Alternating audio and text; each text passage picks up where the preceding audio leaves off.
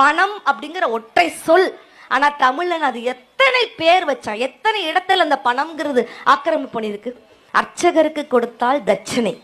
கோவில் உண்டியலில் செலுத்தினால் காணிக்கை, யாசிப்பவருக்கு கொடுத்தால் பிச்சை, கல்வி கூடங்களில் கட்டணம், திருமணத்தில் வரதட்சணை, திருமண விளக்கில் ஜீவனாம்சம், திருமண வீடுகளில் பரிசாக கொடுத்தால் மொய்,